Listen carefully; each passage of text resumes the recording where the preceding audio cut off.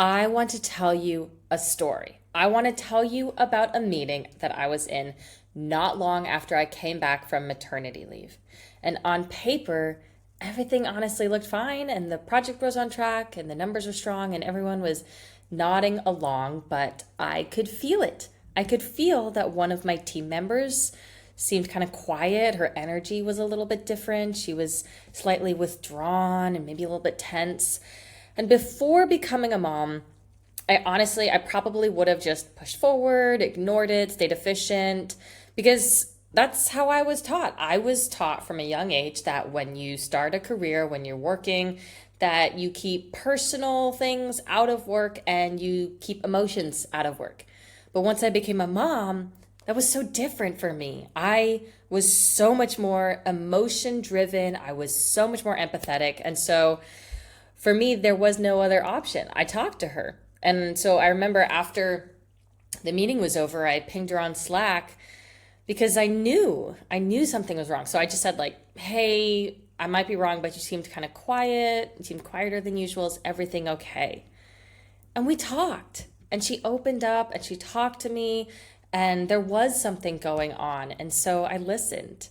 And I remember thinking that motherhood made me notice these things sooner, but also act on them, pick up on them, do something about them, and be the support person, be there for them. And that made me a better leader, a better mentor, a better boss.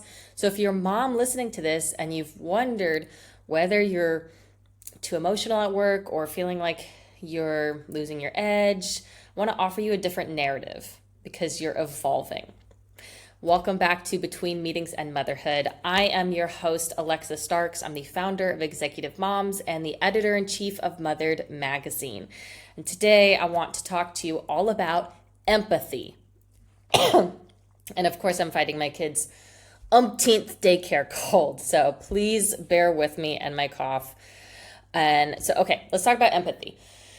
Part of this big push is to bring more awareness around strengths and how motherhood sharpens your leadership strengths. And empathy is one of them that gets really enhanced.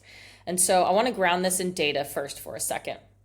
So according to the Center for Creative Leadership, leaders who show empathy are rated as higher performers by their bosses. They're not weaker, they're higher performing. And Catalyst found that employees with empathetic leaders report higher innovation, greater engagement, and less burnout. That's a lot. And the Business Solver State of Workplace Empathy report found that 92% of employees believe that empathy is undervalued at work.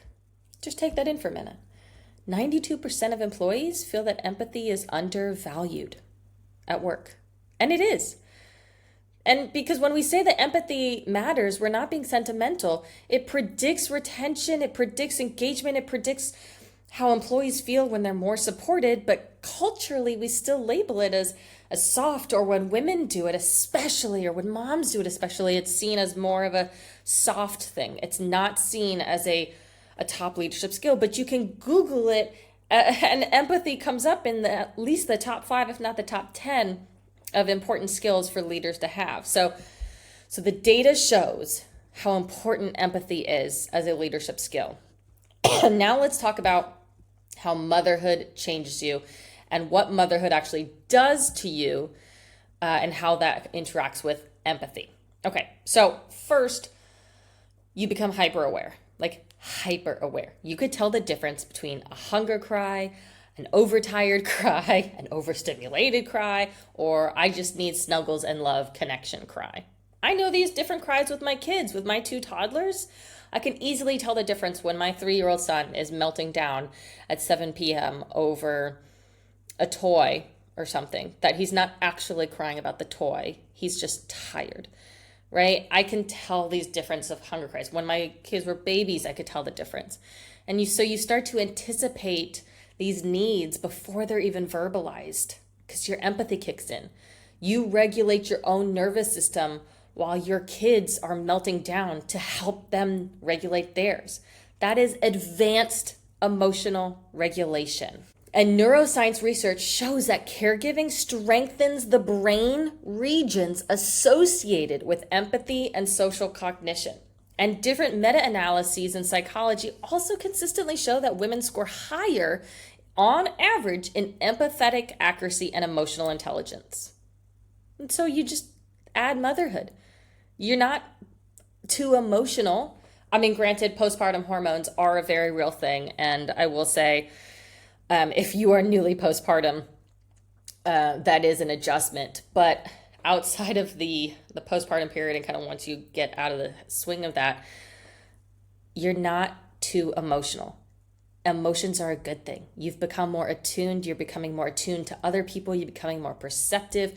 And you can now read a room the way you read your toddler 5 seconds before a meltdown, and you know exactly what's about to happen and why. That's early risk detection.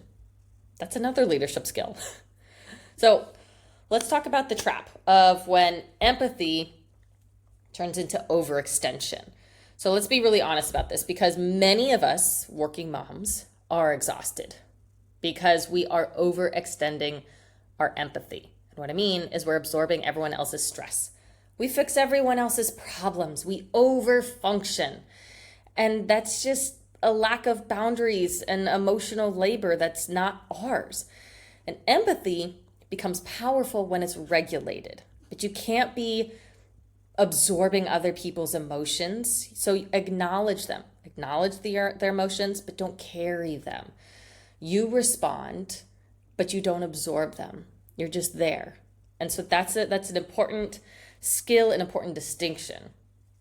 So now I want to talk about 3 ways that you can actually use empathy strategically as a leader, because I love giving data. I love giving a personal story. I love talking about empathy, but I'm even more excited about giving actionable strategies and how you can actually implement something, especially as one of my goals for this year and on is to change the narrative of how working mothers are seen, how motherhood is valued by society. And the way we do that is by getting to the root cause and the root vision of motherhood.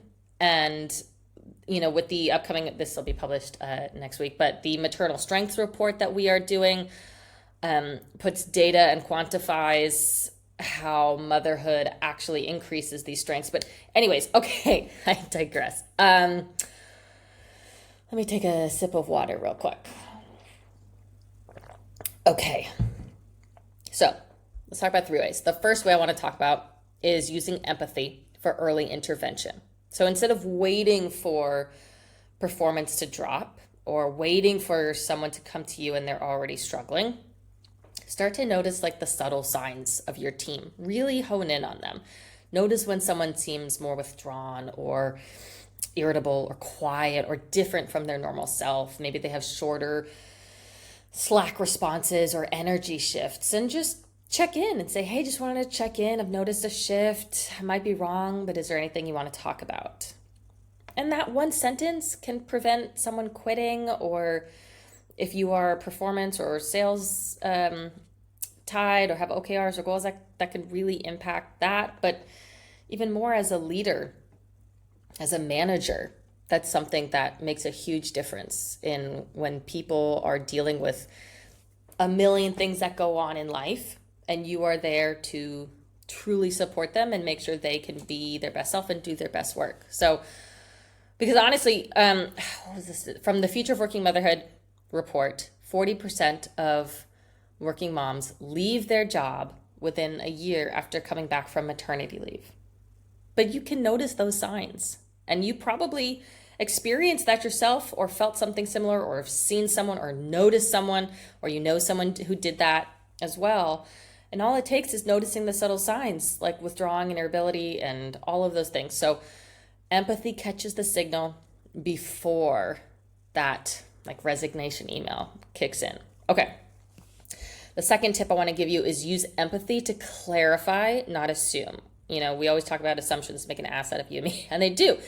And moms are incredible at perspective taking. And so use that skill in conflict resolution and conflict management, which is another skill that motherhood sharpens. But the root of that is empathy. Instead of reacting, try saying like, help me understand what felt frustrating about that. And so empathy diffuses defensiveness, right? And research shows that that when employees feel understood, engagement increases and burnout decreases, according to Harvard Business Review research. So this matters. When people feel seen, they don't disengage. And when you're navigating conflict and you can use your empathy to say, I see your point, I see your point. Let's come to a mutual, calm agreement. Okay? And the last thing I want to tell you about is pairing empathy with standards. Because this is the power move, is that you can say that, hey, this is a heavy week. I know you're going through something. Let's adjust the timeline, or let's adjust the deliverables, or let's adjust the workload about XYZ, but the outcome matters. So let's adjust to next week, or let's delegate something to XYZ team or person. Because empathy doesn't mean lowering the bar and giving people a pass necessarily. Sometimes they may need a pass, but it just means adjusting the path while protecting the result. Especially as a manager, you may have hard deliverables that need to be met. And so this way you can acknowledge someone on your team having a hard time and still say, okay, let's figure out how we can still work together to achieve the outcome, and acknowledge that you need to heal or work through XYZ. And so that's more outcome-based leadership. And so that's something that you can do as a leader, as a manager, and really has a huge impact on your team. And that's exactly, honestly, what modern workplaces need more of. So if you've been quietly worried that motherhood made you less competitive or more emotional or less intense, I want you to reconsider that. You are more perceptive, you are more regulated, you're more strategic, you're more empathetic, you're more resilient, you're stronger, you're more powerful. You're all these amazing skills and strengths, and top leadership qualities are stronger because of motherhood. And the future of leadership is not less emotional, it's more emotionally intelligent, it's more empathetic, and mothers are the best at that. Thank you for tuning in to Between Meetings and Motherhood. I'm Alexa Starks. If you like this episode, please, if you'll give it a like or a comment, let me know you're here. It feels great to know that other people, other moms are listening, and I'm not just talking to an empty void of AI robots who may be listening. And that's it. We will catch you in the next episode. Thanks.